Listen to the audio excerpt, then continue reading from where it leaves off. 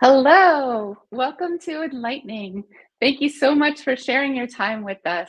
I'm here right now with Natalie Ariano. I'm so excited for today's episode. Natalie is going to teach us about build packs. Natalie, will you say a little bit about who you are and what you do? Yes, hi. I'm very happy to be here.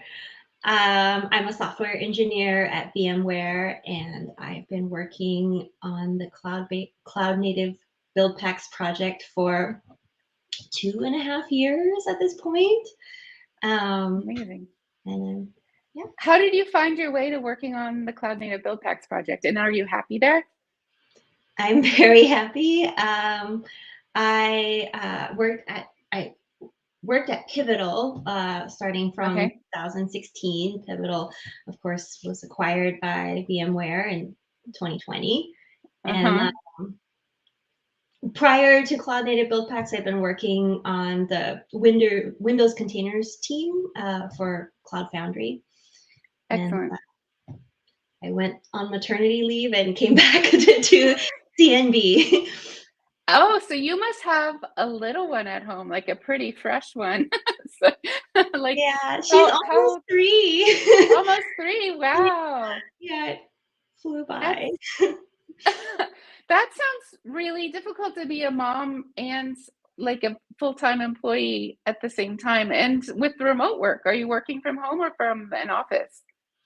I do work from home. Uh-huh. Now that the New York office is open and ready, welcoming people there, I've been going once a week for a change of pace. It is hard. I like the end of my day is often very abrupt with my daughter just bursting into the room.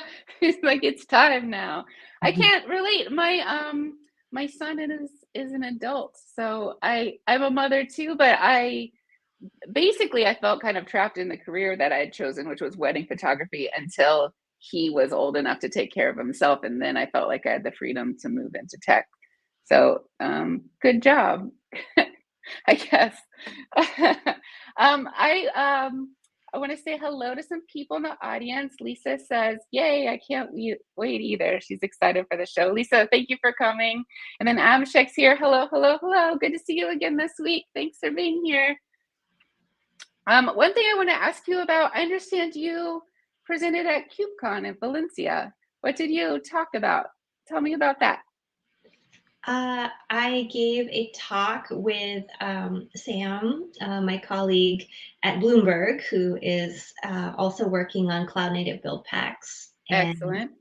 we wanted to give people a little bit more in-depth information about how build packs work, and specifically how the build packs life cycle, which is kind of like the conductor of the whole orchestra of build packs, Nice. how the life cycle works. So that sounds similar to what you'll be talking with us today about. Yeah? Yeah, I think so. A Nice. little bit, yeah. A little bit? Oh, I'm excited. So those of you watching, I would love to know, are you writing Dockerfiles right now, or are you using build packs, or are you using something else? How are you building container images? And then also, what are you hoping to get out of this episode? And then Natalie, will you tell me a little bit while I move behind the light board, what are some experiences you have with consumers of build packs, and do they all fit the same persona, or do you see like different types of people? Like, what are some ways you see build packs being used? And I'm going to move behind the light board while you chat. Sure. Yeah, we actually had the opportunity to do some sort of in-depth user interviews a little bit earlier. I think it was actually last year. But it's interesting to talk to BuildPacks users and see, kind of the range of reasons why the technology is useful to them. I think Yeah. so. Like, maybe it's useful to just say, like, at the outset, what do build packs do? In one sentence, they are a way of taking your application source code and making a runnable container image. Mhm. And there's sort of different people who might be interested in that. I think, the most straightforward is an application developer, right? Somebody who writes source code and, wants an image that they can run. And then there are also people who, like we call them platform operators, authors, who are, people who manage systems that can, build containers and run containers. And they're often responsible for making sure that the containers they're building and running are, secure, up to date, fully patched, that kind of thing. And that's hard especially when you have lots and lots of applications on your platform. And so Buildpacks are really, delightful, I think, to platform operators because they can make those kinds of concerns very easy. That's amazing. Do you I understand that having a platform team, I'm gonna come on camera while I talk to you. Having a platform team for the company is the up and coming thing that people are interested in. Like, what kind of insights do you have into platform building? So I think I'm not a platform operator, but I've talked to a few, and I think security is top of mind for everyone, right? And knowing exactly what's in your images, right? Also very important. And these are things that we think about all the time, but are not necessarily things that. Oh, are you muted?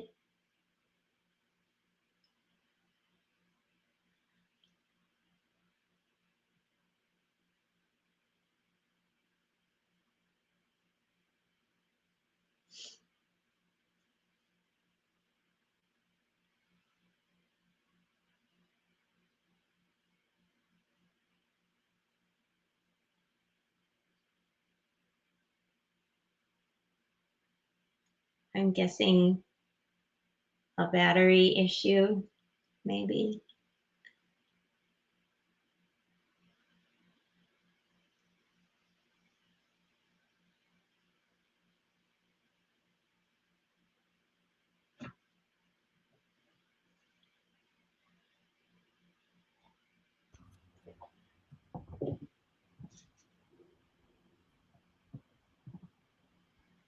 Can you hear me? Right now it's going, I don't know why I'm having problems with my AirPods. Okay, there you are. You're back. Hi. Are you back? Yeah. Great. I can hear you. Yes. Could you hear me that whole time? You can hear me. So that's good. Yes. So I guess I was just, trying to summarize sort of what I've learned on the platform side. It's like, security is top of mind, and especially with containers, it's hard to get right. Like, a Dockerfile is very easy to write. It's very easy to get something that works, but to optimize it, to make sure that it's efficient, it only contains the things that are absolutely necessary for when you run your application, knowing exactly what's in that image. These are all things that we think about all the time, and our goal is to make it so that app developers and platform operators don't have to think about it as much, and they can just sort of trust that the technology will handle it for them. The best practices of how to build containers are built into the Buildpacks, and so the whole multi-stage Dockerfile thing that platform engineers or companies had to worry about before, or even having a reproducible image. I feel like a lot of this should be captured. But anyway, this is fascinating. I'm enjoying this conversation. I want to say hello to some more people in chat. Andre says hello. Hi, Andre. Thanks for coming. Lisa May is back. She says she blogs about open source software for VMware's open source blog. and always looking for people to interview. I think she means you, Natalie, because she's already doing an article on me. So, Lisa, you can find Natalie on VMware Slack. And then go on your Audible. So I was making noise. I just couldn't hear y'all for some reason. All right. So hopefully we touch on all these wonderful topics we were talking about again, so I get them captured on the board. But where's a good place to start? Well, instead of asking, if you don't mind, I'm going to tell you. I love to start an episode with, what problem is this solving, or what was the technology before your technology came into the picture that necessitated that, like, for your technology to exist? Mm-hmm. So I think, the problem we're solving is turning source code into container images. And how was that done before Buildpacks? Well, I mean, typically, I think, throughout the industry, you'll find that people are using Dockerfiles, which is sort of like, this imperative process, right? You have a file and you say, first, get my base image, right? Then, you might need to download stuff, right? Like dependencies that your application requires. Maybe you have a language runtime that's necessary, or you have some compilation that needs to be run. And Dockerfile exposes these different levers for, okay, I want to set an environment variable on my image. I want to put a label on my image. There's all kinds of things you can do with it. But as you start thinking about, well, how do I make it fast, right? How do I ensure that this thing that I downloaded, which took 5 minutes the first time, right? I want to avoid having to re-download that on the next build. And with Dockerfiles, you kind of have to know certain things. If you're not careful, it might not be efficient, or the image might be too big, right? So it's imperative, so you have to do it as a series of steps. And then, like, because it's imperative, like if you have one code base and then 10 different teams that need to make an image of that code base, if they're all writing their own Docker files, they all may be making different images in the end, right? Even though it's all like running the same application. Is that true? I think the idea of like the proliferation of Docker files is really one of the pain points that we see when we talk to platform operators. It's like, if you want to know exactly what's in your Docker file, like sometimes you need to go read it, right? Like you need to go analyze all of these instructions in the Docker file to understand exactly what ended up in the image. And sometimes that's not enough, because you can pull in like a base image, but maybe you're not sure exactly which version of that image ended up in the final image that you built, or if you download a dependency without exactly specifying the version, like months later, if you're trying to figure out, does this container image have a vulnerability, and I want to know exactly what went into it, sometimes even the Docker file doesn't give you enough information. So it could be hard to reverse engineer, or hard to know what's in your image, right? Is that okay? So some pain points with Docker files: they're imperative, hard to know what's in your image. What else?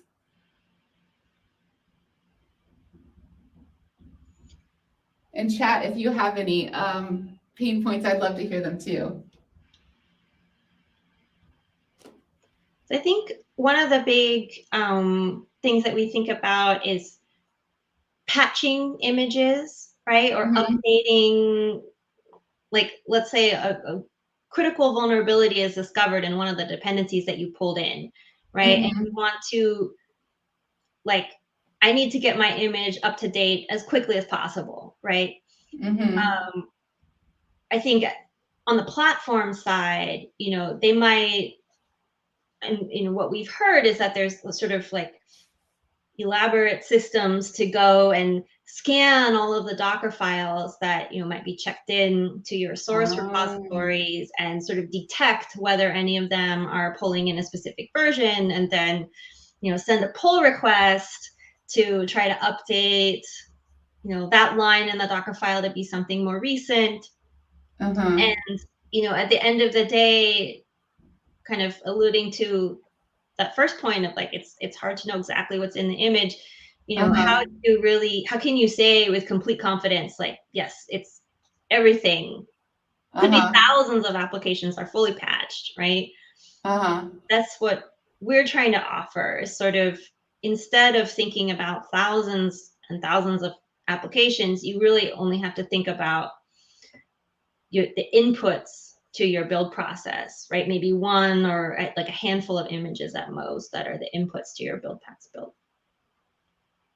Excellent. Do you think we've captured some of the pain points of enough of the pain points of Dockerfiles, or is there something else you'd like to add?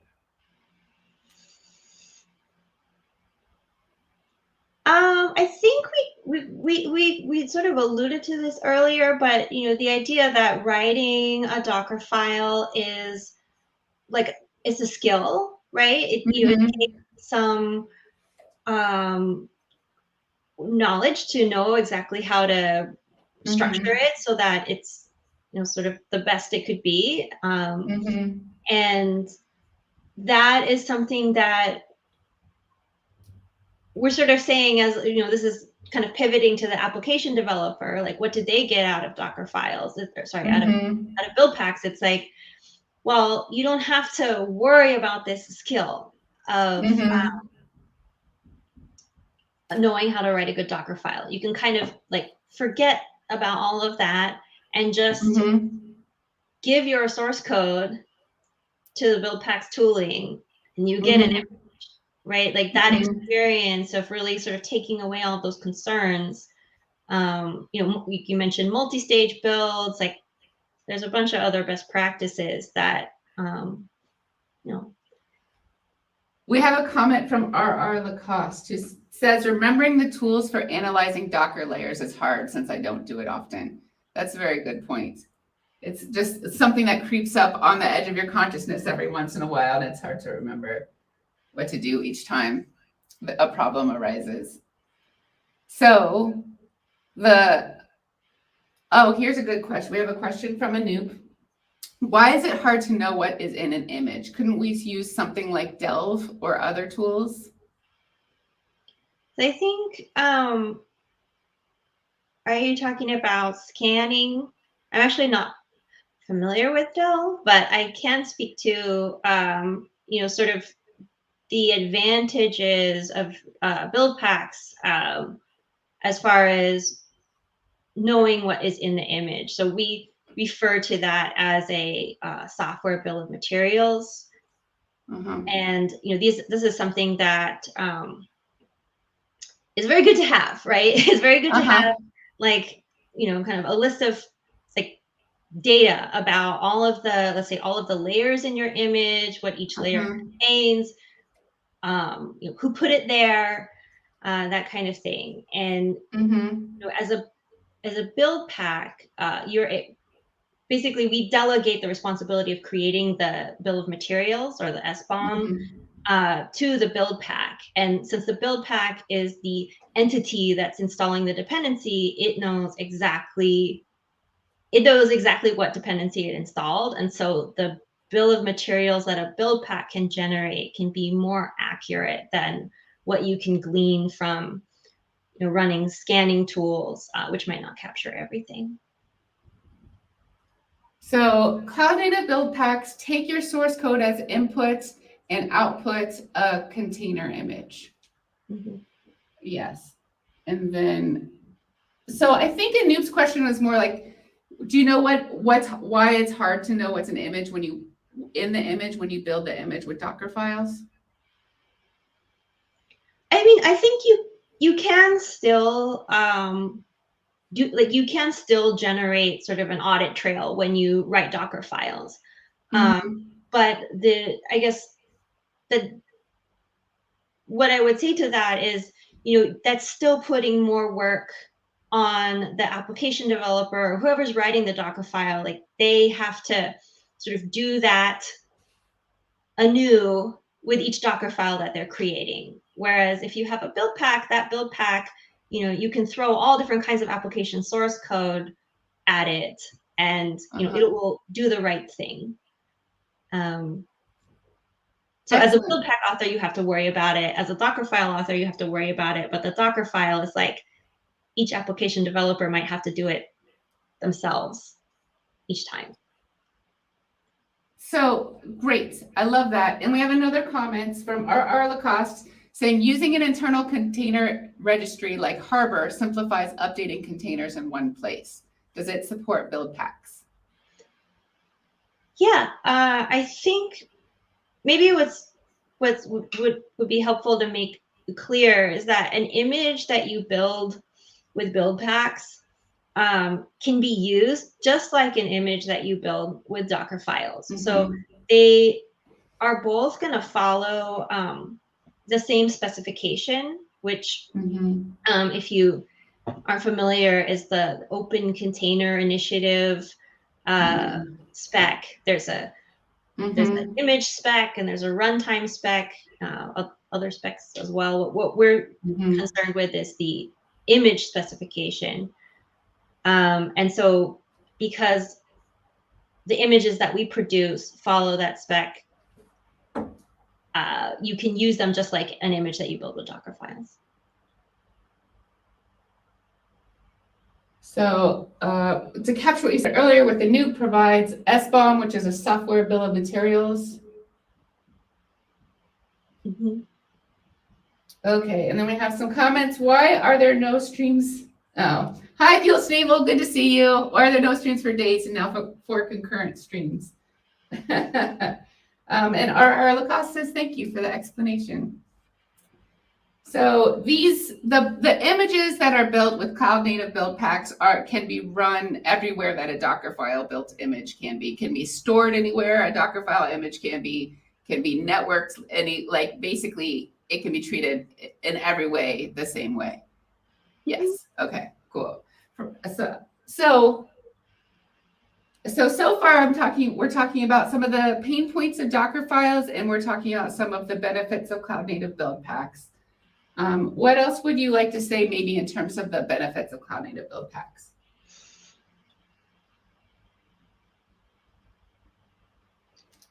So I think we touched on this already, but I think the operator experience, being able to control exactly how your images are built by basically, as an operator, you provide what we call a builder image, which contains, the base image that you need, as well as all the build packs that would go into your pipeline.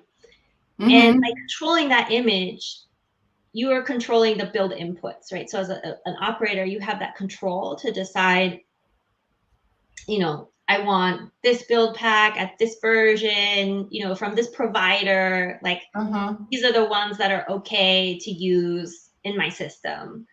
And so that's sort of taking that responsibility away from, your application developers and putting it in a more concentrated hands of your operations team.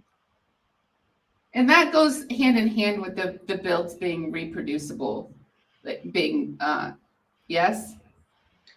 I think the reproducibility is like just another nice feature of build packs, that they're reproducible by default, and that's helpful for security and auditing, to be able to detect when like the hash of an image has changed is because something meaningful has changed, and not just like you built it at a different time or something like that. Okay, so that's good for security. So one thing that I don't know how to spell reproducible. Is it ABLE or IBLE? Oh, we have a comments. A tool like Jib does not require a Docker daemon running in the local system to build an image, but I believe Cloud Native Build Pack does. Is that something you're looking to change? So right now, the way that our builds are orchestrated, you are going to need a container to run the build. That's just something that, the way that it's a file system, API, and, to have that kind of clean slate and sandbox environment is important. But I would say, I don't know if this is helpful, but so our CLI, I think probably the question is referring to the Pack CLI, which is a tool that we provide as an application developer. You download that, you basically say Pack build, image name, here's the path to my source code, and then it runs and runs and runs, and you get an image at the end of it, right? But under the hood, what's happening is Pack is communicating with the Docker daemon on your system to bring up a container runtime environment, and that's where the build happens. I think for the foreseeable future, that's required, but it's interesting to know that Pack can also basically work with something that implements the Docker socket interface. So, for example, you can plug in Podman as another alternate runtime provider. Okay. So any runtime provider that's compliant with the specification could build this builder. And so I do, as we hit on more benefits, I think I'll add them to this list. But in the meantime, a couple times now you've been starting to talk about how they work. And sure. it's this whole rest of the board is for how they work. But what's a good way to start about thinking about how an image is made from source code? I feel like I would be remiss if I didn't point out one more benefit of Buildpacks, which is actually one that is pretty cool. It's really sort of a side effect of the way that Buildpacks write data. They do it according to our specification, and because of that, we always know which layers were provided by Buildpacks, and we knew which layers were part of the underlying base image, and we know that the files in those layers don't intermingle, right? Okay. So I can talk, this will become more clear as we talk about how Buildpacks works, but suffice to say that this enables a capability called rebase, which, if there's a critical vulnerability at the operating system level, Heartbleed comes to mind or something like that, and you need to quickly patch it, instead of rebuilding your entire image, you can just swap out the base layers for a new patched version. And that's something that would be difficult to offer with Dockerfiles because they offer so much flexibility, right? That's the kind of the wonderful thing about Dockerfiles, what makes them so easy to get started with, and really satisfies a lot of use cases, is that you can do anything with a Dockerfile, and that's great until you start thinking about these kind of day two considerations, and then it's actually really nice to have this nice bounded environment that Buildpacks provide. Excellent. We have a hello from Ethiopia. Hi, Fitsum. Thank you for coming today. That's so cool. All right. And then we can always add more. I know it looks full, but I'll just write it to the side. We'll make space if there are more benefits that come our way. Okay, cool. So we were going to talk about how do Buildpacks work? Yeah. So maybe because we touched on the Pack CLI and the containerized environment where Buildpack builds run, we should talk about, I guess, maybe the Lifecycle, which is sort of the endpoint for a platform operator. I did mention the Pack CLI, but it's sort of important to note that there are like a ton of other platforms out there. Basically, a platform is anything that invokes the lifecycle according to our platform specification. Okay. So a cloud native build pack platform. So these are tools. So anything that invokes the lifecycle as part of the platform specification. Okay. I see another question Okay. from Anoop about rebasing layers above the base OS. This is something that would actually require a rebuild. So you would like basically bump the version of the build pack that provides Tomcat and do a rebuild. But the nice thing about the way our build system works is that, you know, when the build is happening, all the other build packs are provided metadata to like basically communicate what is already in the application image. And if, I don't know, let's say you have like 6 other layers of various dependencies, and those build packs see that it's already fully on the fully latest version, then those build packs can basically just opt out of doing anything, and you'll effectively, you know, just have that one build pack that's replacing Tomcat actually do any work. And then the way that our like what we call the export process is really the process of taking file system changes and turning them into OCI layers and uploading them to the registry. Like the way that works, we'll only re-upload the changed layer. So it's, when you think about it, it's kind of like a rebase, because you're really, in the end, you're just replacing one layer, but you have to do a rebuild. It has to, you know, you have to run detect, and like you have to go through the process basically, instead of the rebase that I was talking about earlier is just a metadata change on the registry. So there's no like build container, you know, required. We have another great question, El Nemesis. That's the thanks. How can we contribute to the project?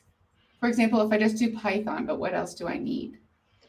Oh my gosh, we love contributions. Or I should say this, you know, upfront. We love to hear from Buildpacks users, or, you know, even if you don't use Buildpacks and you just tried it out, but you have some feedback for us, we love to hear that, because it helps us get better, right? So, you know, feedback and contributions are so welcome.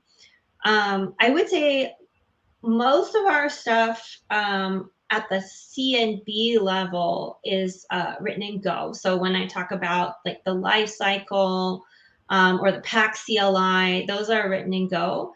But you can write a build pack in any language.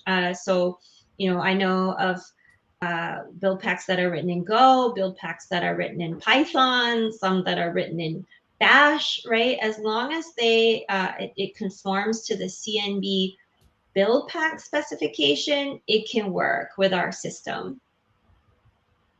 So you all have a channel in the Cloud Native Computing Foundation, the CNCF Slack workspace, right?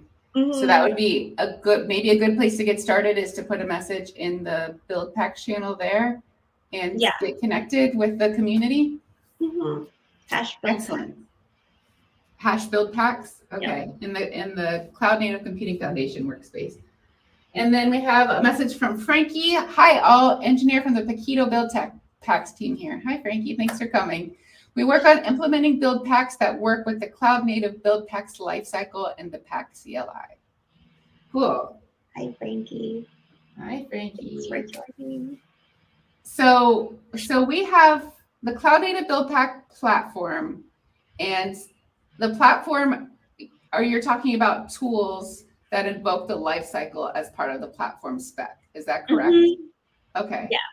Yeah, we have two main specs. So I think this kind of came up in my comment just now, but we have a platform spec, which basically says, as a platform, this is how you invoke the lifecycle to do a Buildpacks build, and this is what you can expect in return. And then we also have a Buildpack spec, which says, as a Buildpack author, like, this is what your Buildpack needs to do when it's invoked, right? It needs to write things in certain locations, and this is where it can't write things. And so it's kind of... So if my little block is like the logic, and then my little thing is like an API, so you can interact with the platform spec through the platform API or the Buildpack spec through the Buildpack API, right? Mm-hmm. Yeah. And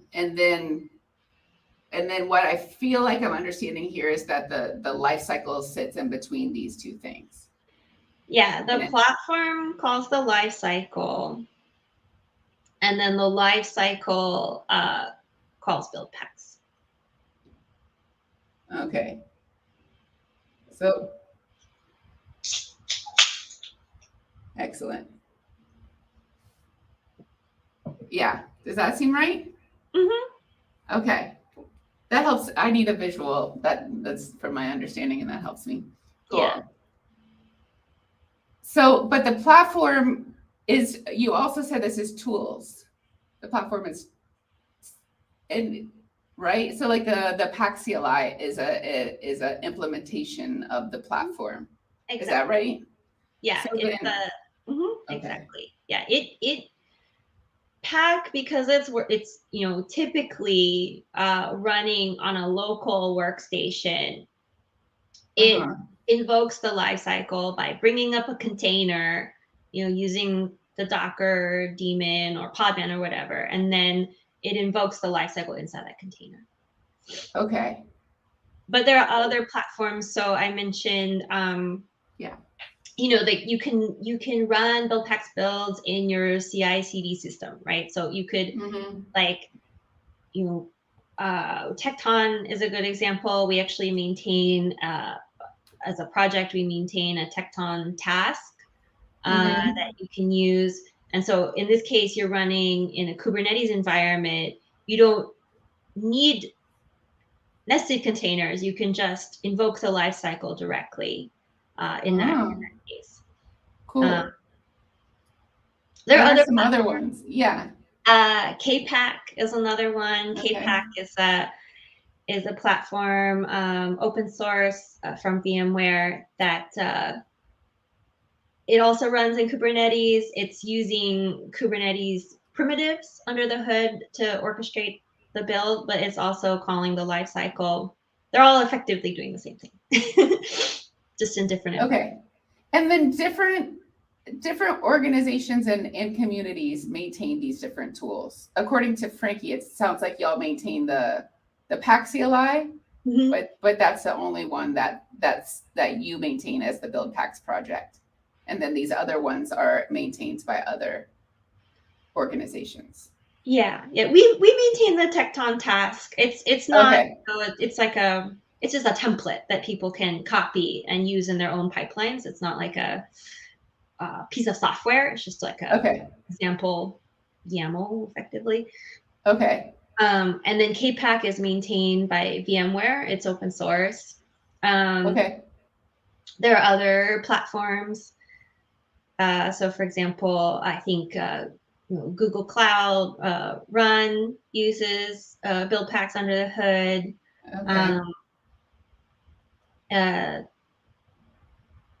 Google Cloud Run. Excellent.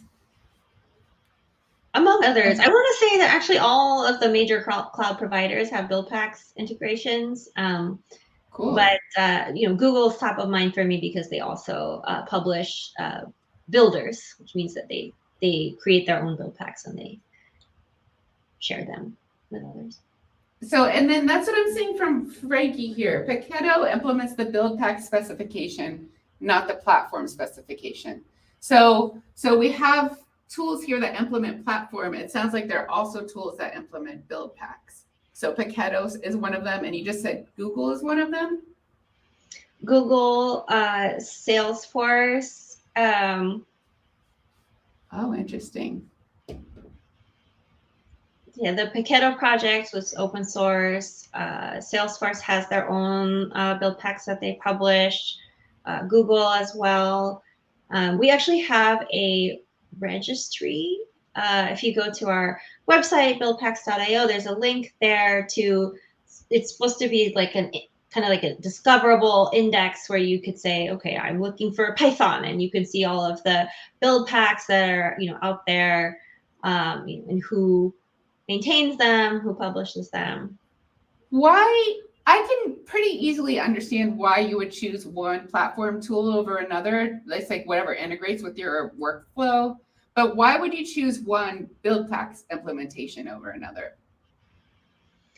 That's a good question. I've actually lately been thinking that I haven't really seen, like a nice like side by side comparison. Uh-huh.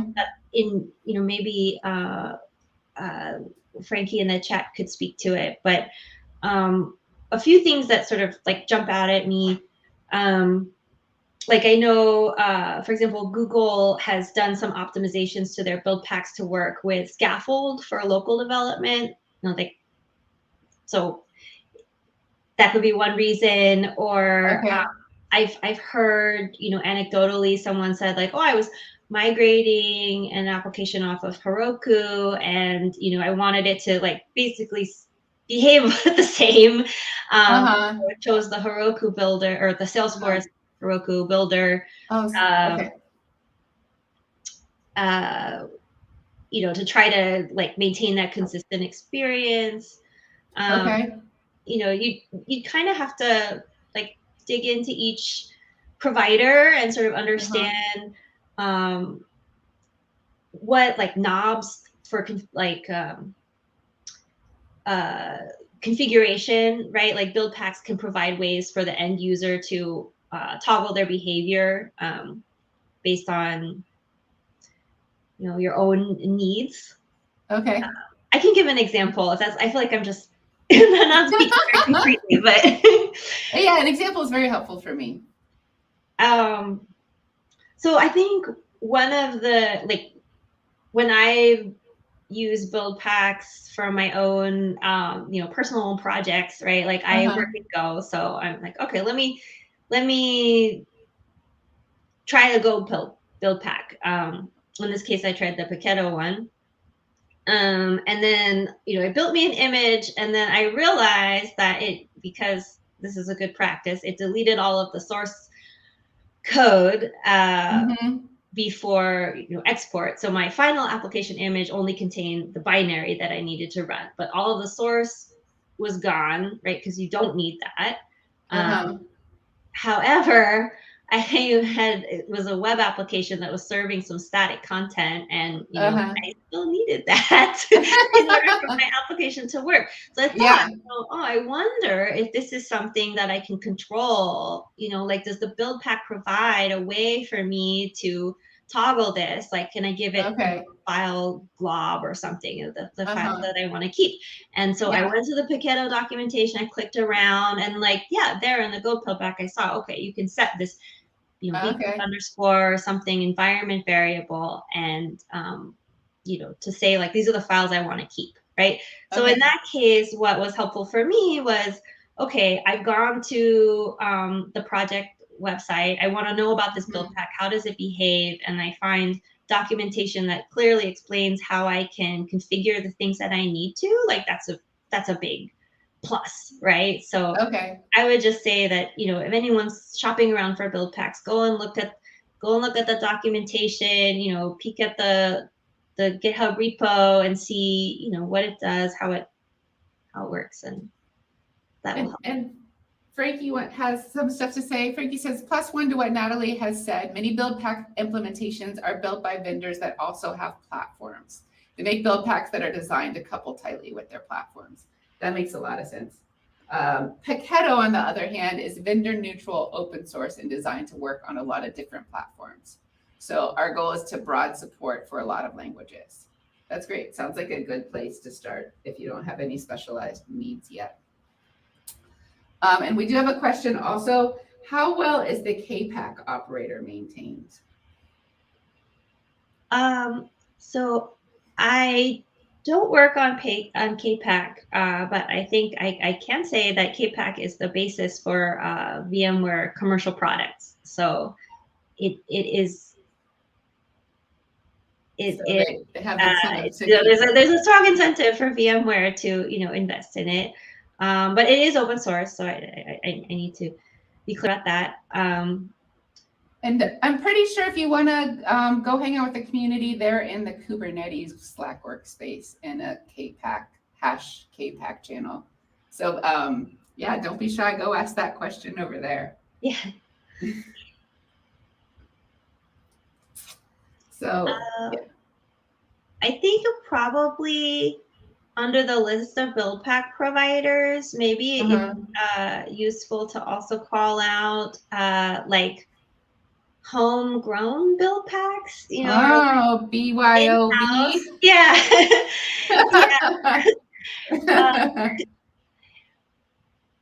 Because obviously, like in some enterprise context, like you want to make sure that I don't know, some companies want to maintain their own stuff. So our goal is to make Buildpacks easy to work with, easy to write. And so, if you find that there's no Buildpack that does what you need it to do, you can write one, and hopefully without too much toil. And so a lot of times when you're writing your own stuff, it's really cool to go back and donate it back to open source. Is that something you can do with Buildpacks or not as much? Because did you say Paketo is open source? I forget. Yeah, so you could pop if your Buildpack use case is wide enough, it would be cool to also donate it back to the community if you write your own. Yeah. The easiest way to do that would be to put it in the Buildpacks registry. Okay. Then it's discoverable by others in the community. Cool. Excellent. So we keep talking about this builder that we create. Is it time to maybe get in deeper to what's happening? Sure. Yeah, so a builder is an input to the whole process, right? So it's something that, as a platform operator, you would maintain, a builder image or a set of images. Okay. And basically what this builder contains is a base operating system. So this would be the build environment. So right? Instead of doing a builder image, I'm going to do a running builder. Does that make sense? At least for now? Yeah, sure. Okay, so I'm making it a container to me as a cube. So here, this is our builder and it's running. It's a running application. Okay. And so it contains a base OS for itself. Like it's its own, right? Yeah. Is that what you're saying? Yeah. Okay. You can think of it as like any operating system level dependencies that are needed by the Buildpacks themselves, right? Okay. All right. And so then on top of that, base OS, you would have like, as an image, it'd be a bunch of layers, but as a running container, it's just like a directory with a bunch of Buildpacks in it. Okay. And I guess I didn't really say what a Buildpack is. Okay. A Buildpack, it's just software, right? But it's kind of, it has to be packaged in sort of a certain way. So this is going back to the Buildpack specification, but according to our spec, if you want to make a Buildpack, you make a directory. And inside that directory, there's a TOML file that describes your Buildpack. So it says things like, this is my Buildpack ID, name, version. It's like all the metadata about your Buildpack. And then you have another directory, the child of the first directory, which is your bin directory, and that contains 2 executable files. Okay. I'm thinking about how I want to draw this. Okay, so you have a directory, and then the directory has your TOML, your buildpack.toml, or Yeah, buildpack of metadata. Okay. Yeah. AILD. And then inside that, it has another directory. And what's in there? Detect and build. 2 executables. Okay. Is that a .bin? No, just okay. Yeah. It can be a yeah. It could be a script if necessary, but it yeah. Okay. So that's a build pack, right? A build pack is like this collection of 2 executables and some metadata, right? In the directory structure.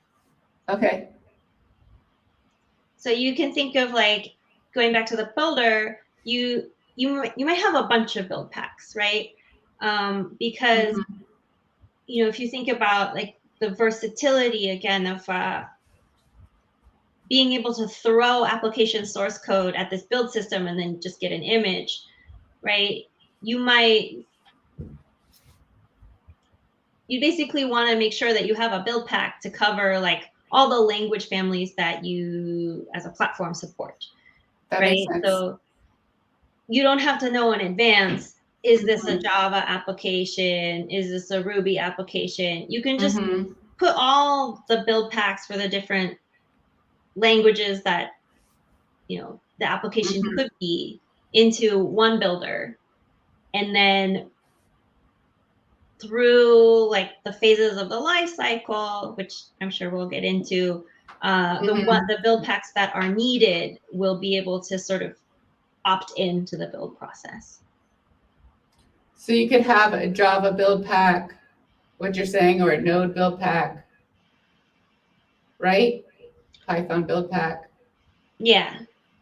Okay. And it can even get more granular than that. So I think Frankie would be able to speak to this more, but you could have like on the Node side, you could, there's a build pack that just installs Node. And then there's another build pack that installs NPM, and they kind of like work together to, in the end, give your application all of the dependencies that it needs.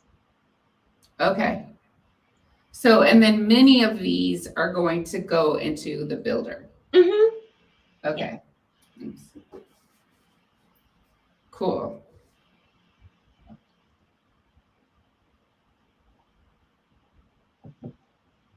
Then I have to take it up around this way so I don't block my own face.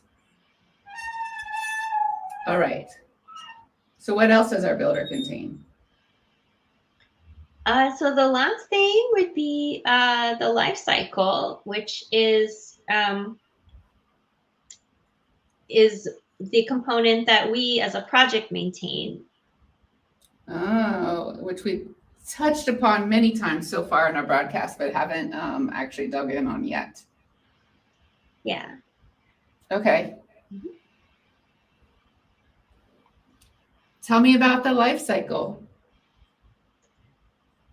So we said that the life cycle is what runs build packs.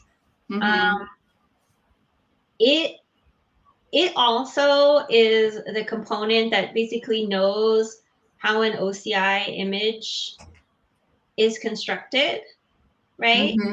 And it is also what is able to talk to your registry, or if there's sort of 2 cases, right? You can export to a registry, or you can export to a Docker daemon or something that implements the daemon socket.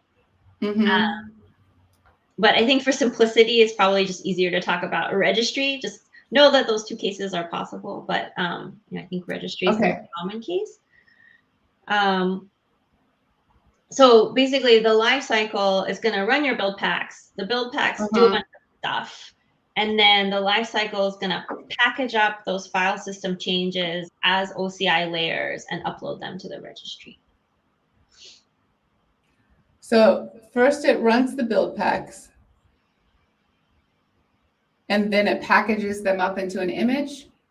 It packages the changes that were generated by build packs. Okay. So an example might be like, as a build pack, I download like Ruby, and so that will become like the Ruby layer in your application image. And the lifecycle is what takes like the directory where Ruby was downloaded and it tars it up as an OCI layer and it uploads it. Okay. Okay, so the build pack builds the artifact, but the lifecycle puts the artifact into the image. Mm-hmm. Okay. Yeah. So, and so we're saying it pushes it to a registry, but it could be other things. Yeah. This was sort of so we talked about the KubeCon talk earlier. This was kind of the focus of that was to say, images in the end they might seem magical, but they're actually just files, right? They're a collection of bar files with some metadata describing, like the SHA-SUM and things like that. So it's as long as the lifecycle, has access to the file system, it can create these OCI images and the components. So let me see if I can piece together like a linear experience of what's happening. You have a platform tool. So let's say it's the Pack CLI, and it's receiving source code. And then it's building a builder. It has a builder image, but somehow you supply the build packs to that builder image. So I guess it needs to input. What are the inputs to the Pack CLI? Yes. Okay. Good question. So the builder, as you've drawn it right now, like this is kind of like the distributable unit, right? This is something like we talked about the build packs registry. Like you would upload your builder to the registry. So this is the thing that's like reusable across different platforms and different code bases. And then so at runtime, it's your platform's responsibility to, like in the case of Pack, mount in the source code as a volume, and also mount in what we call the layers directory. So you have a source code in here and a layers directory. Okay. When it gets spun up. Yes.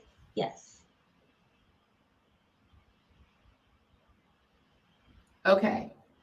So the Pack CLI already has configured its particular builder that you've told it that's in the registry that supports your particular build packs. So you give the Pack CLI your source code, it pulls down that image, it makes a builder. Then so the builder has the build packs, the base OS, and the lifecycle, but then the tool also adds in the source code and a layers directory. Yeah. Okay, I'm with you. Yeah. And then, so from there, maybe it's worth like highlighting the source code and the layers directory because they are special. Okay. when we talk about the build pack spec, Mm-hmm. build packs are basically only allowed to change those two directories. Okay. They write all of their changes in either the source code, what we call the workspace, or the layers Mm-hmm. directory. Mm-hmm. Okay. And Oh, the reason for workspace. that is going Uh-huh. back to the rebasing capability, right? If we restrict where build packs are able to make changes, then it becomes easier, at some point in the future to say, oh, my base OS, has a vulnerability. I want to swap in a new one. You basically know that that's safe to do because your base OS doesn't have any like conflicts with these two directories. So just period, these are the only two changeable directories, or should I say build packs? Build packs can only change these two directories. Correct. Yeah. Okay.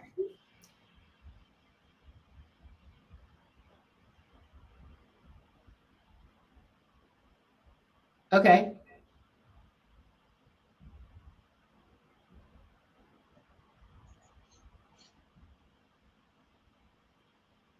All right. So I guess maybe we should talk about, like, there's a lot that happens during a build, but probably the most interesting parts, we can kind of go back and talk about the others, but what's most interesting if you're just getting started with build packs are these detect and build Okay. this. Mm-hmm. So, So yeah. the detect and build are part of the life cycle, or they're part of the build pack? They're part of the build pack. Yeah. So each build Okay. pack has their own executable, and what the life cycle, we sometimes talk about life cycle phases. They're basically Mm-hmm. just like a part of the build. So we Mm-hmm. sometimes talk about the detect phase. That means like the life cycle when it's doing detect stuff. So it's kind of both the life cycle and the build pack. The life Yeah. cycle invokes the build pack for that particular life cycle phase. Yes. Right. So Okay. during the detect phase, the life cycle is going to go through and invoke the detect executable for each build pack that it has access to. And the purpose of that is for the build pack to, it's basically given read access to the source code. The build pack will read, read the source directory, and Mm-hmm. basically it will, by exiting either with an error or not with an error, the build pack is indicating that it's needed for the build. Works with the life cycle to determine whether a build pack is needed. Mm-hmm.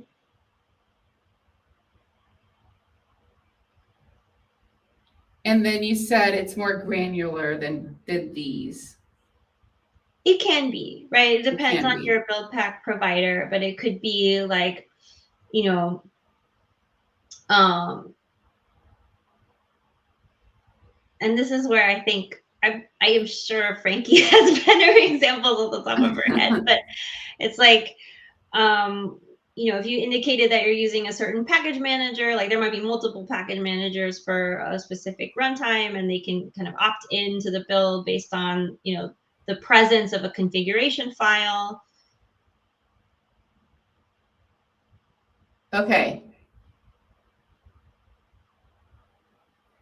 So so it could be or uh, detects configuration. Yeah. I think Or basically yeah. each build Or, pack like has a specific thing that it does, and it tries mm-hmm. to determine from the source code whether or not it's needed.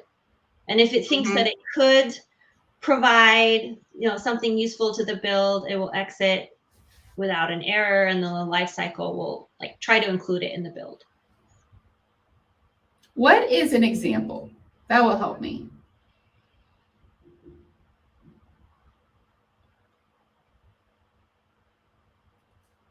So I think the example that we have on our website is like Ruby application might look for a gem file. It sees a gem file. Ooh, okay. Oh, you know, you're using Ruby, and more than that, you're using Ruby gems. So Okay. might be 2 different build packs that opt in that case. Okay. Is opting in part of the detect? Yeah, so it's basically Okay. like, at the outset, the lifecycle doesn't know anything, right? It doesn't know what kind of source code you've provided. It just kind of delegates to the build packs, any build pack that thinks that it might be needed, indicate that. And then it tries to like produce a valid configuration of build packs. A valid set of build packs that when working together, form a logical, cohesive whole. Okay. So then with the build, what's that one do? So that is where each build pack, contributes its piece of build logic, right? Mm-hmm. And it could be, any of the things that we've been talking about, right? It could be like downloading language runtime. It could be, installing some dependencies. So, in the case of Ruby, right, like reading the gem file and say, oh, I need to, install the gems that are enumerated here. It could be things like, oh, I need to run compilation. So for my Go application, it ran, Go build, right, to produce a runnable artifact, or any number of things, right? Could be the deleting of the source code, right, is one like change that a build pack could make. So what would be a good way to write that, to capture that on the board? It was just sort of going back to those 2 directories that we called out as special, right? The source code layers directory. Like that's like during the build phase, the build pack's really just working with those directories and kind of doing whatever, in the context of those directories. But getting back to our our beginning conversation around like bill of materials, right? The build pack, as it's doing those things, we provide a mechanism for it to record all of the changes that it made, so that at the end of the build, we have that complete record of everything that happened. I hear you and I understand everything you just said, but I still am hoping for like a snippet to describe what the build executable does as part of the build pack. Maybe like contributes its piece of the build logic, or makes changes to things.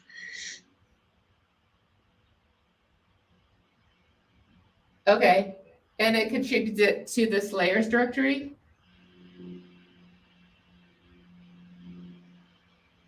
Is that accurate? Yeah, it's within the layers directory or within the workspace directory.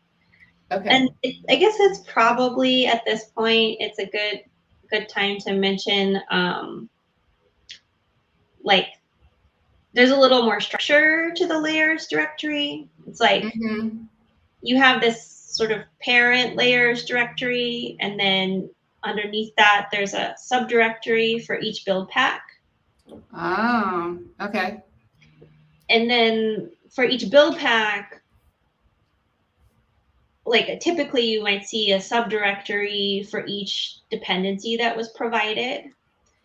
And this is it's the reason that's useful is that the lifecycle at the end of the build, when it's making the layers, it will make so let's say you have layers, Ruby build pack, and then Ruby runtime, right? Like that's the directory structure. That will become a distinct layer in the application image. So your container image layers are sort of logically mapped to the dependencies that they contain. This is one thing that it's possible to do with Dockerfiles, but it's harder, right? So you might see like a run instruction in a Dockerfile with several commands chained together, and like that's a way to get a logical layer. But again, just one more thing you have to think about. Okay. I'm a little behind you, but my brain is with you, I think.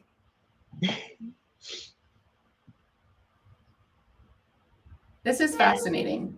So I am maybe this much overwhelmed, but every once in a while I need to come back and think through linearly, and then I can get back to it. So layers directory has a bunch of sequential build pack directories, right? Mm-hmm. Okay. And then the build pack directories have directories in those, right? Which might not be as easy for me to draw. So let's just pretend there are two. And then what's inside the build pack directories?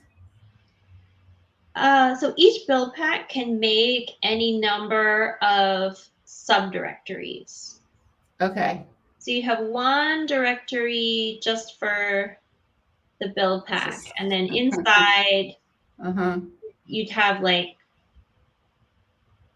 any number of directories that correspond to a dependency that build packs provide. Okay.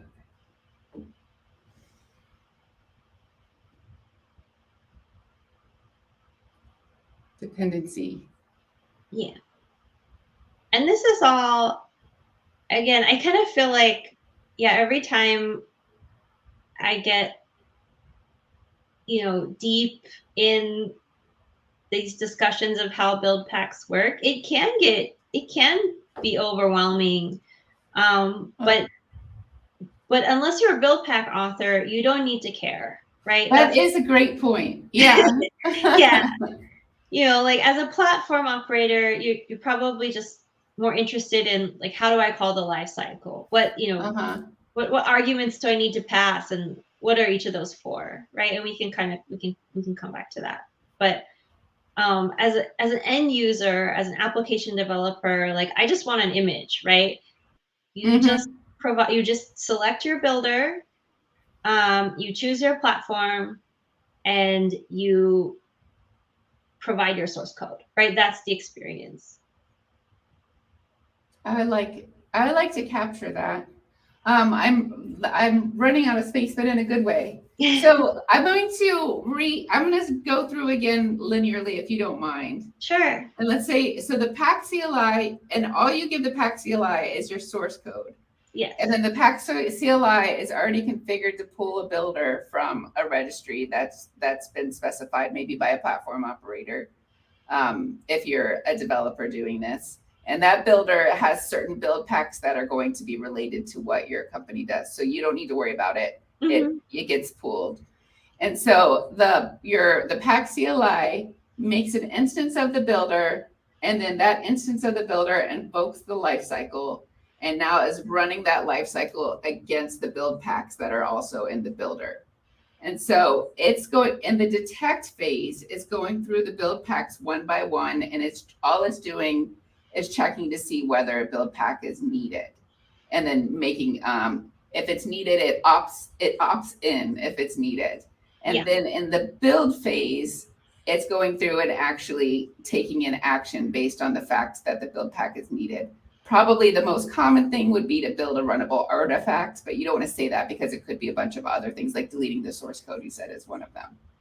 And so as it's doing that, it's building into our builder the layers directory and the workspace. It's doing stuff in there that's going to contribute eventually, I imagine, to the final image. But that's as far as we are from a linear. Do I have it correct? Okay. Yeah. Cool. I'm actually having a great time. This is fun. Yeah, it is. Good. Awesome. But I do wish I left myself room to be like the experience, the experience is easy. The principles are complex, but the experience is easy, right? Yeah. That's all I need to write. I can't spell principles.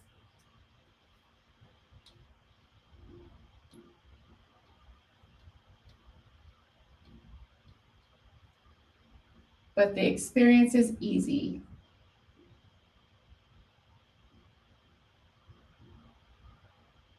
I'll say simple, right?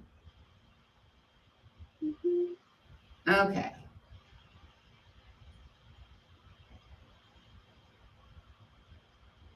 But if I was a platform engineer and I was looking to implement something like this across my organization, it would bring me peace of mind to understand how it works before I bank so much on it, you know?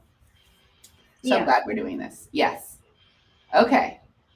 So we left off in our story. Our builder has now, as part of the life cycle, gone through the build packs. It knows which ones it wants to use, and then it's made some artifacts or done some actions.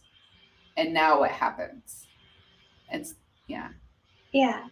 So now this is kind of going back to, container images are just files, right? They're tar files with some metadata, and the lifecycle will go through each of the subdirectories in layers, right? So that dependency 1, dependency 2 will end up as now an OCI layer in the final image.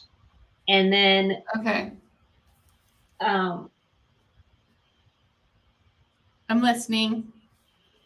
So maybe I've sort of glossed over it at this point, but maybe it's just worth calling out. There are layers. There's what's called a config file that describes sort of runtime characteristics of a container, so like environment variables and things like that. And then there's what's called a manifest, which is just another description of all of the contents, including the config and all the layers. So the lifecycle is basically it's going through directory by directory, is making tar files, and then at the end it's writing this config and this manifest. And then it's basically, it'll check in the registry. So the experience on your first build is that just everything, after all this image is created, it just all gets uploaded, right? I didn't talk about the base operating system. This is probably the good time to talk about it, right? So we talked about the builder, and that base OS there, that's by necessity, right? That's all of the things that the build packs need to run, right? Themselves. But your build packs are not going to be part of the final image, right? They contribute changes to the final image, but they're not there, right? So what the lifecycle does is it's going to take another base image, which you would have told the lifecycle about it, via the inputs. But it's going to take the runtime base image, which has all of the dependencies needed at runtime, and it's going to put those layers from the layers directory as well as the workspace on top. So the builder has an actual base operating system that's running, but then it also has an image of an operating system that'll get wrapped into the finished layer.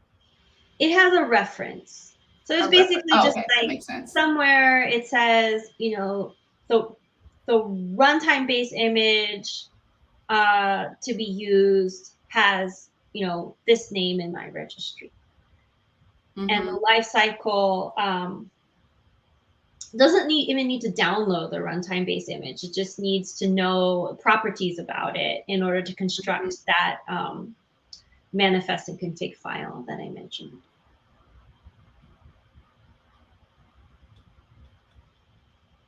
Runtime base operating system image. Okay. Excellent.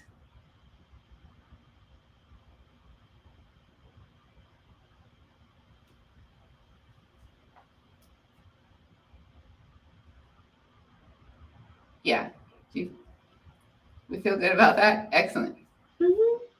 Good. Yeah.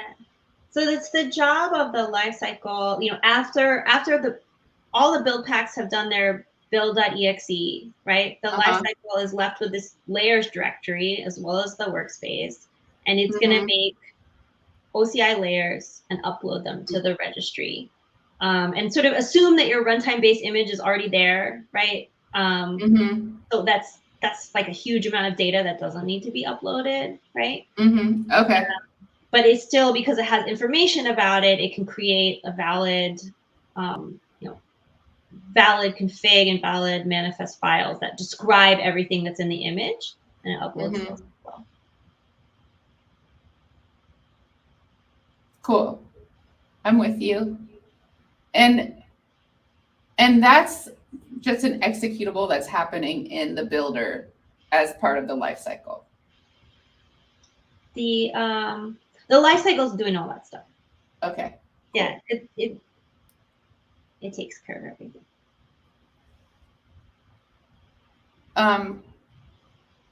Great. If I had more space, what I would love to do is just like a list of life cycle phases, maybe just a really compact one right here. Sure. Yeah. So there are actually, we only talked about 2, but there are 5 life cycle phases. The first one's analyze. Okay. And what does analyze do? Analyze is recording information about previously built images, right? So we Okay. go back to, I think it was Anoop's question about like updating a particular dependency, right? This is Mhm. where, if you've already built your image and only one layer needs to change, it would be ideal Mhm. to just upload that one changed layer, right? Yes. You don't have to Uh-huh. re-upload everything. So the analyze phase is basically gathering information about your previously built image and making it available to the lifecycle, so the lifecycle can make that decision about, what has actually changed and what. Okay. That makes a ton of sense. Yep. Efficiency. Mhm. Yeah. Then there's detect, which we talked about. That's where all of the build packs detects executables are invoked in order to determine which set of build packs is actually needed. Mm-hmm. Uh, Cool.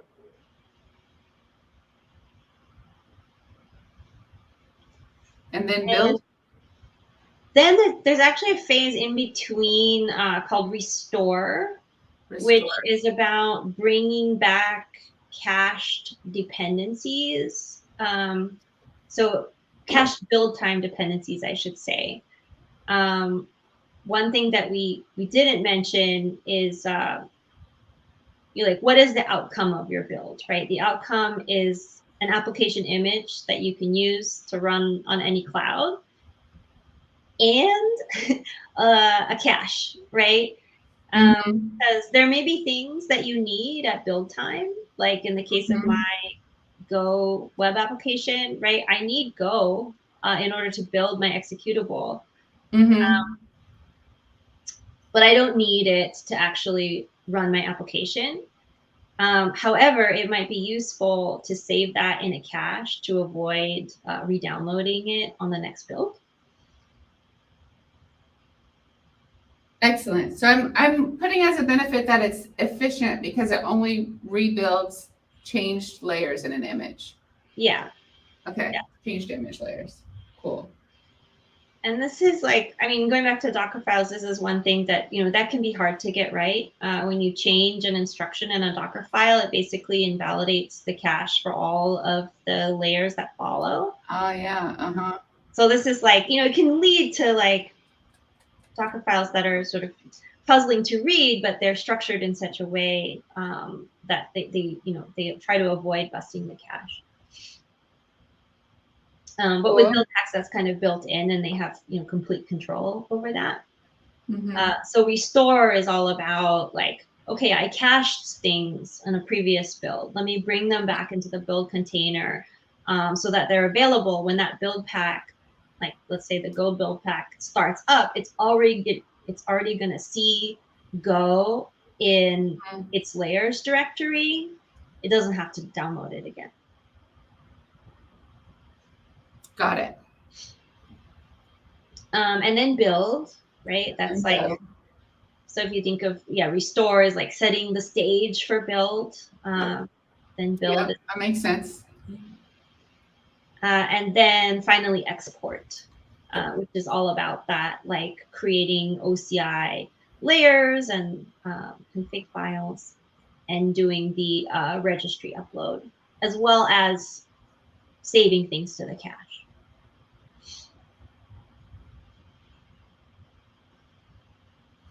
I like all that export stuff.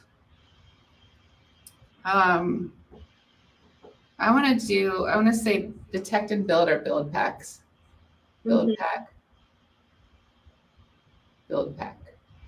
Yes. I don't know why I ever try to write with blue. It's basically I just should throw all my blue markers away. Maybe I'll try to capture export here because I think that was worth paying attention to everything that export's doing. So I'm going to do that. So export lifecycle phase.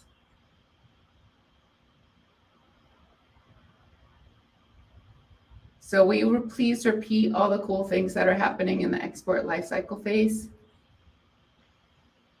So basically the lifecycle, it's going to look in the layers directory and it's going to find, so I guess I didn't make this clear, but like when the build pack is creating these dependency 1 and dependency 2, right? Those could be build time dependencies, or they could be runtime dependencies, or they could be both, right? Things that are needed during build and run.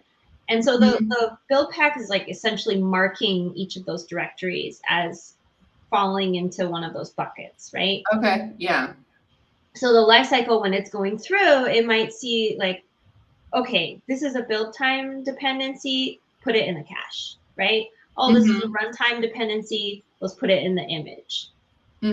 This is a build and run, we'll put it in both places, right? So it's it's iterating through those directories and like powering them up and putting them in the right spot. Okay. So putting artifacts into run and or cache. Correct. Yeah. Into the final image and or cache. Yeah. Okay.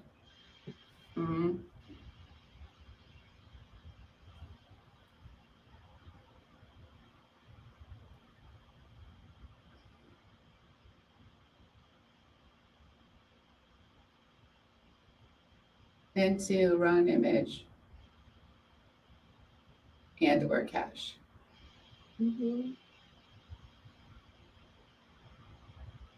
Okay.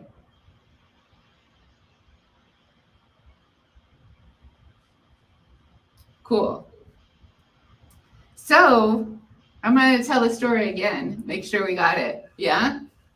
So we're saying the pack CLI gets your source code. It pulls a builder that's already a pre-approved builder from a registry. That builder is made into an application based in a container, and then that application invokes the lifecycle. So it runs through these lifecycle phases. So with analyze, it's looking, remind me what the analyze is? It's like information about a previous build. Okay. So that at the final phase, the lifecycle can know if anything changed. Okay. So with analyze, it's looking for previous build. And then since it doesn't have one, we're doing a brand new one. Then it's going to, or let's say there is one. Let's say we're updating one just so we can get through everything.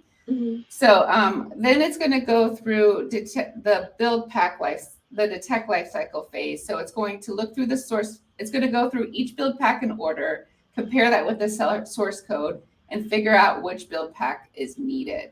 Mm-hmm. And then it's going to do the restore phase. So it's going to compare what's needed to what's already there in another image to see what has changed. And then it'll do the build phase. So it'll build any dependencies, not necessarily artifacts, but it'll build anything it needs to build that's not already cached from before, that's new. And it's going to do that during build. Yeah, it's like, this part is a little confusing to the point where I think, like, even, you know, as maintainers, we have like a little table that we sometimes to know.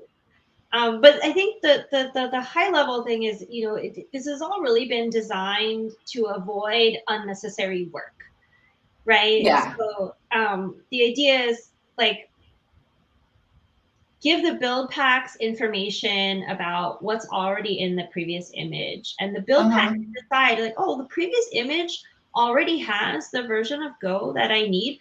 I don't have to do anything, and the build executable can just exit, right, and go on to the next build pack.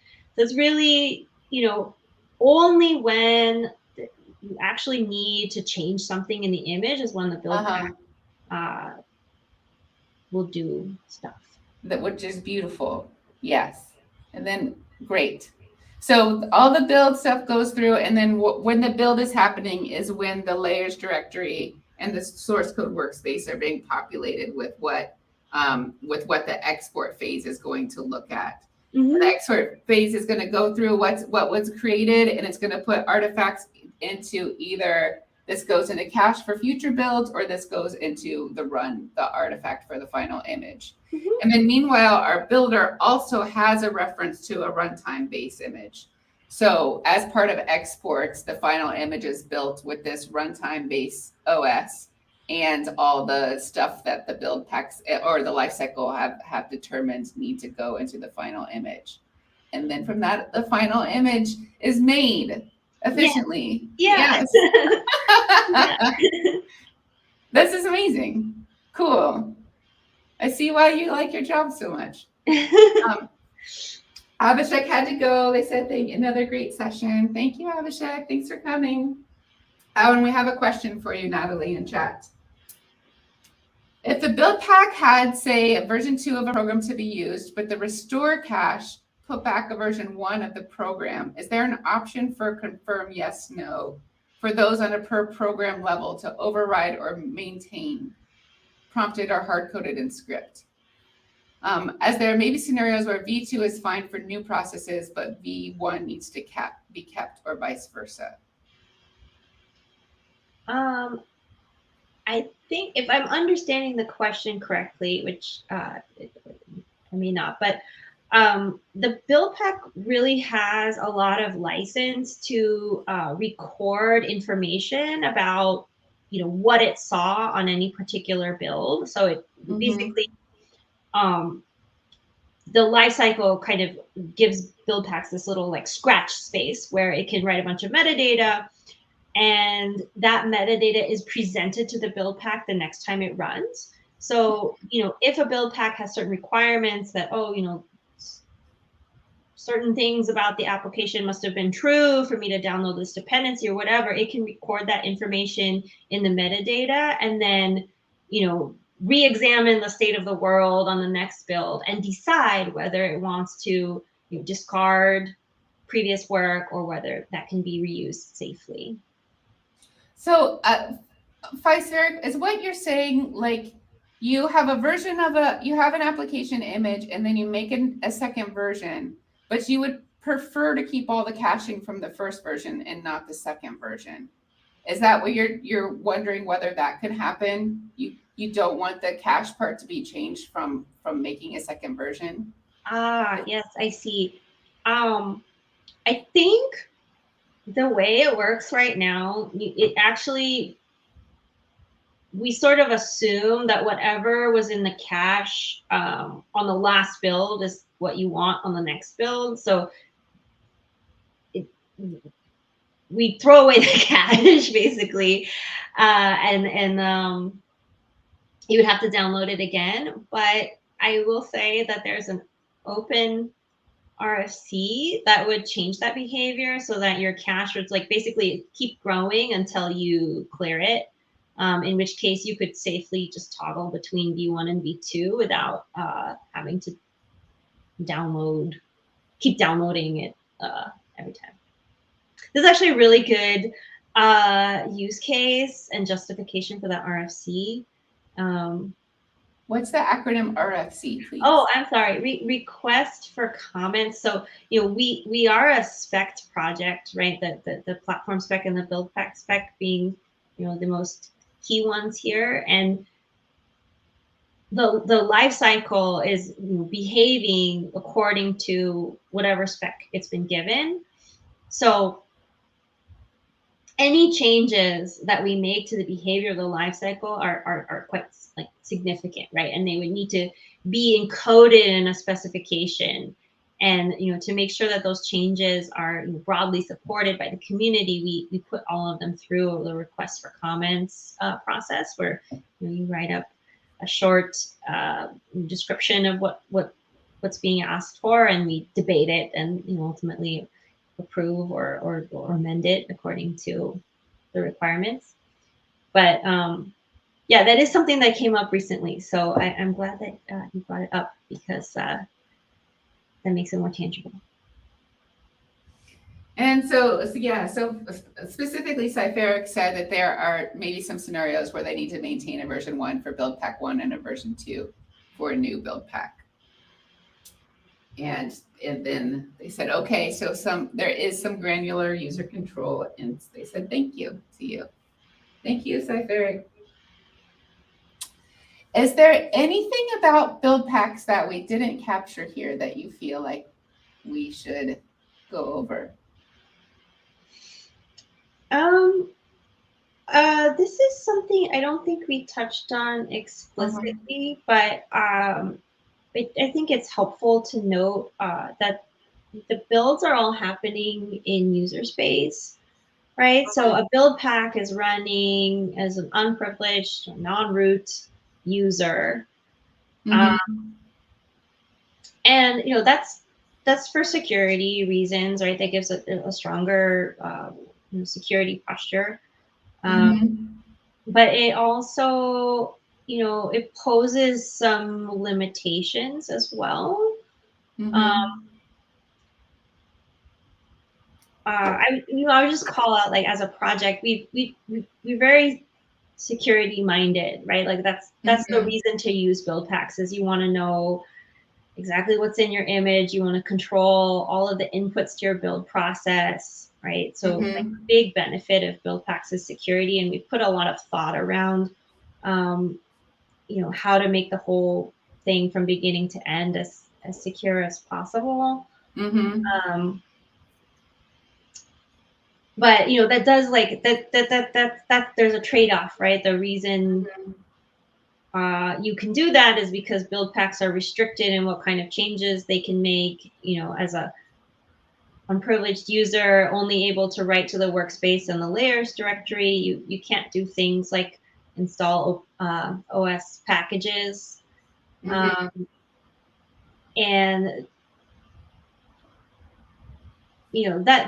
that's a limitation that it can be worked around, right? Because as an operator, you control that build base image OS and the runtime base image OS. You have input into what is installed there, but it's just one thing that a limitation that we've come across quite a few times in the past. I would say that as a project, we're working on solutions, right? Like, we're working on ways that you can integrate some of these changes into your cloud native Buildpacks build. But as a security minded project, like, there are these limitations on what Buildpacks can do, right? Dockerfiles can do anything, and that's great. Okay. Scary, right? And Buildpacks can do a very limited set of things, which can, mean that you have to take that into account. But it gives you ton of benefits, right? Which I hope we enumerated properly. That's what I was thinking. So if anyone has any questions, any last minute questions, now would be a great time to ask those. And I was thinking maybe as a wrap up, we'd go back through all of the benefits of Cloud Native Buildpacks, and maybe even now that we know how it works, maybe we even kind of understand how the benefits work a little better than we did at the beginning of the episode. I thought I was gonna write security minded here. I really drew myself into a small space. That's how you know it's a good one. Okay, so Cloud Native Buildpacks.